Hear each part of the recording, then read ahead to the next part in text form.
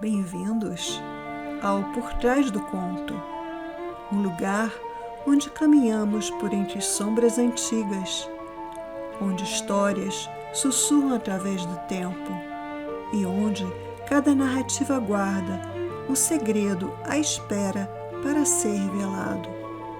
Hoje, nesta adaptação do conto de Lovecraft, abrimos as portas de um castelo amaldiçoado, um lugar onde cada pedra carrega o peso de séculos de desespero.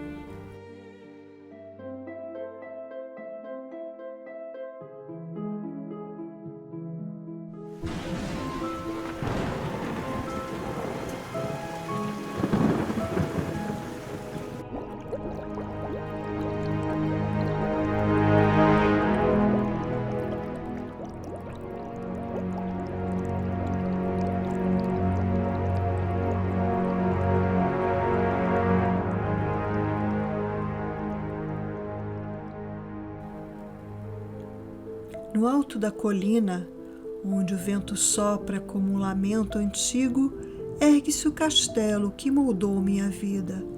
Ali, entre paredes úmidas e retorcidas, eu nasci.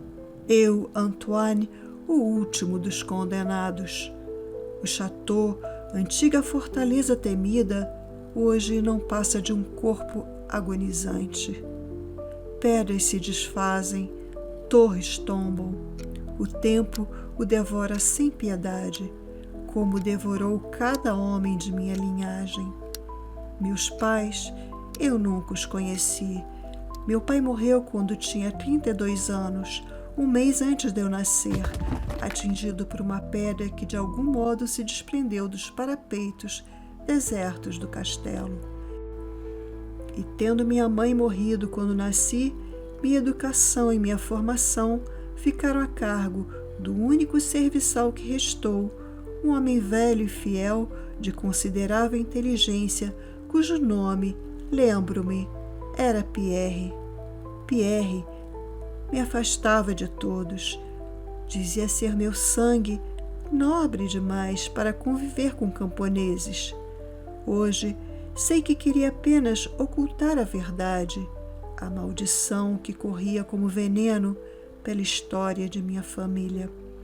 Eu me refugiava nos livros da biblioteca sombria, alquimia, tratados esquecidos, ou perambulava sem destino e sem propósito através da mata. Aqueles estudos e interrogações, o oculto da natureza, atraíram fortemente a minha atenção. Com o tempo, descobri cada conde antes de mim morrer aos 32 anos. Era sempre assim, sempre 32. No meu 21º aniversário, Pierre me entregou um documento de família, passado de pai para filho. O papel me levou de volta aos dias do 13º século, quando o velho castelo onde morava era uma fortaleza temida e invencível, onde havia um homem muito velho, chamado Michel, comumente designado por sua reputação sinistra pelo nome Mauvais, o mal. Michel tinha conhecimentos superiores aos de sua classe. Era grande conhecedor de magia negra e alquimia. Procurava a pedra filosofal e o elixir da vida eterna. Diziam que tinha queimado a própria esposa num sacrifício ao demônio. Mas amava profundamente seu único filho, Charles, tão hábil quanto o pai nas artes ocultas e que por isso era chamado Le Sorcier, ou o Mago. O desaparecimento inexplicável de muitos filhos pequenos de camponeses era atribuído aos dois. Certa noite, o jovem Godfrey, filho do conde Henri, desapareceu. O pai, desesperado, invadiu a cabana dos dois e estrangulou o velho alquimista que mexia um caldeirão fumegante. Um assassinato inútil. Os criados, contentes, sem saber do ocorrido, correram para avisar que o jovem Godfrey havia sido encontrado numa câmara distante do castelo. Charles, ao saber da morte do pai, surgiu diante do castelo e pronunciou a maldição. Que nobre algum da tua estirpe, idade venha a ter, mais do que tens agora. Pegou um frasco com um líquido incolor e lançou no rosto do conde, desaparecendo na mata. O conde morreu sem dizer uma palavra, sendo enterrado no dia seguinte, aos 32 anos. O assassino não foi encontrado. Então, todos os descendentes o seguiram. Godfrey, o herdeiro, morto por uma flecha. Robert, o conde seguinte, morto sem causa aparente num campo. Louis, filho de Robert, afogado num fosso. Todos mortos na mesma idade. A maldição prosseguiu ao longo dos séculos, levando embora Henri, Robert, Antoine e Armand, com pouco menos da idade que a do ancestral que cometera o assassinato. Soube então que meu destino estava selado. Me restavam, quando muito, 7 anos.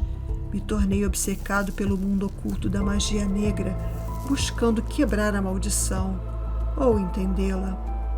Decidi que jamais teria filhos. Em mim, a maldição terminaria. Em mim, minha linhagem também morreria. Quando me aproximei dos 30 anos, Pierre morreu.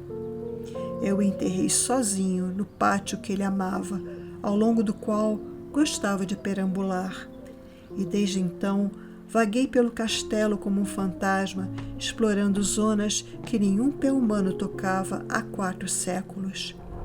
Estranhos e inquietantes eram os objetos que encontrei.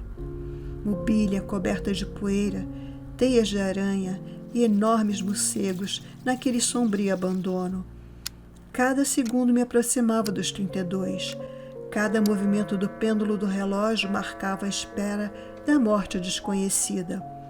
Decidi que não seria uma vítima covarde ou passiva. Apliquei-me ao exame do velho chateau e do que havia nele. Até que, faltando uma semana, durante uma dessas excursões, desci às partes mais antigas do castelo. Encontrei um alçapão escondido. Abri-o. Uma escada mergulhava no subsolo. Comecei a descer. Cheguei a uma porta de carvalho. Estava trancada. Lutei contra ela. Nada. Recuei. Então a porta rangeu sozinha, abrindo-se lentamente. Ali, no corredor, estava um homem, com gorro e longa túnica medieval escura, cabelos longos. Sua barba era de uma tonalidade azul intensa e terrível, pele branca como mármore, olhos negros como abismos, inumanos no grau de malignidade. Ele me olhava com ódio puro. Falou comigo em latim antigo. Falou da maldição, de meu fim próximo. Falou do crime de meu ancestral contra Michel Mauvais e como Charles Le Sorcier escapara na noite, retornando para matar Godfrey, o herdeiro, com uma flecha, quando este completara 32 anos, e Robert com veneno. Falou como retornou à câmara subterrânea do castelo. Falava como alguém que estivesse ali em cada século, como se não tivesse envelhecido um único dia. Perguntei-me quem era esse homem do mal e como havia penetrado no castelo. Então, o homem ergueu um frasco, o mesmo gesto de 6 séculos atrás. Tentaria me matar. Alertado por um instinto de autopreservação, atirei minha tocha contra seu peito. O frasco se quebrou enquanto a túnica pegava fogo. Seu grito de pavor ecoou e me fez desmaiar. Quando acordei, vi que seus olhos estavam fechados. Entrei na câmara que havia além da porta. Encontrei o que parecia ser um laboratório de alquimia. Ao fundo, uma abertura que dava para a floresta, revelando como o homem obtivera o acesso ao chateau. Retornei. ouvi um ruído débil. Quando me aproximei do corpo carbonizado, seus olhos se abriram. Tentou falar. Murmurava palavras desconexas. Tive a impressão de ouvir o nome Charlie Le Sorcier e as palavras anos e maldição. Mas então, com o último esforço, ele gritou: Tolo, não consegue adivinhar meu segredo. Não tem cérebro para reconhecer a vontade que durante séculos levou a cabo a terrível maldição contra a casa. Não lhe vai a respeito do destino da vida eterna. Não sabe como o segredo da alquimia foi resolvido. Já lhe digo, fui eu, que vivi por 600 anos para conduzir minha vingança. Pois sou Charlie Le Sorcier.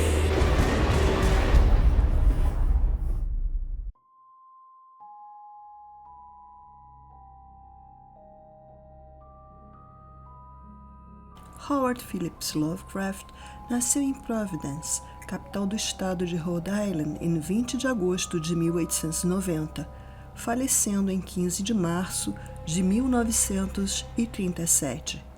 As primeiras obras literárias conhecidas de Lovecraft foram escritas aos 7 anos de idade e aos 8 já demonstrava grande interesse pelas ciências, particularmente pela astronomia e pela química. Durante a vida, sofreu várias crises de saúde. Em 1908, em uma carta, por exemplo, descreveu que era vítima de intensas dores de cabeça, insônia e fraqueza nervosa em geral. Foi nesse período, quando Lovecraft tinha 17 ou 18 anos, que produziu as primeiras obras de ficção, como A Besta na Caverna e O Alquimista. O Alquimista foi publicado pela primeira vez em novembro de 1916. O conto reflete uma fase profundamente influenciada pela literatura gótica clássica, adquirida através do acesso à vasta biblioteca de seu avô. O conto Alquimista revela camadas profundas que falam não apenas de monstros externos, mas de forças invisíveis que moldam a mente humana. Antoine não enfrenta apenas um alquimista ancestral, ele enfrenta uma estrutura psíquica inteira construída sobre séculos de repetição, silêncio e dor. A maldição que persegue Antoine simboliza o peso dos complexos familiares que atravessam gerações. A morte, aos 32 anos, repete um padrão inconsciente como um destino psíquico que se impõe até ser confrontado. Ela não é apenas biológica, é simbólica, marca a incapacidade de atingir a individuação completa. Antoine chega perto, mas, como seus antepassados, não rompe totalmente a corrente. A numerologia mística associa o número 32 aos 32 caminhos de sabedoria da Cabala, a totalidade da travessia espiritual. São 22 letras hebraicas representando o verbo, o potencial criativo, o som primordial, mais 10 sefiró que estruturam toda a manifestação. Morrer aos 32 anos é morrer no limiar da criação, antes mesmo que o sujeito possa integrar a totalidade da árvore da vida. Charlie Le Sorcier representa a sombra transgeracional, o conteúdo reprimido da linhagem, culpa, violência, orgulho e arrogância. Sua sobrevivência por 600 anos é simbólica. Traumas não elaborados que morrem e que permanecem ativos no inconsciente coletivo familiar.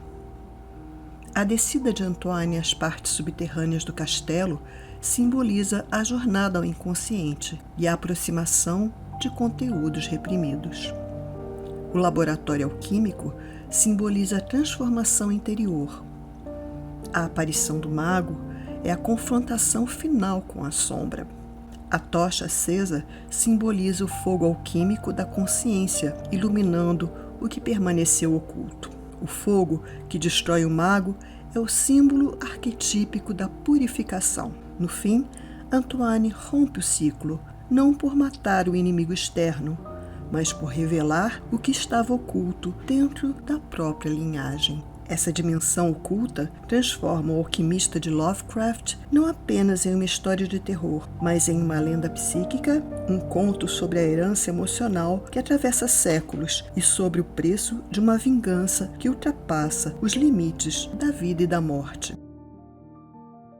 E assim termina o ciclo, não com glória, mas com compreensão, não com luz, mas com lucidez, pois, como ensinam os alquimistas, o fogo purifica, a verdade liberta e somente o corajoso atravessa o labirinto inteiro da alma. E assim, entre as sombras antigas e ecos que atravessam séculos, chegamos ao fim de mais uma descida ao subterrâneo das histórias. Seja qual for o conto, há sempre algo de nós escondido ali. Se este mergulho pelas ruínas do castelo tocou você, lembre-se, no fundo de cada lenda repousa uma verdade, e no fundo de cada verdade, um segredo esperando ser descoberto. Nos encontramos novamente no próximo episódio, onde abriremos outra porta, acenderemos outra vela e caminharemos juntos pelas sombras que vivem por trás do conto. Até lá!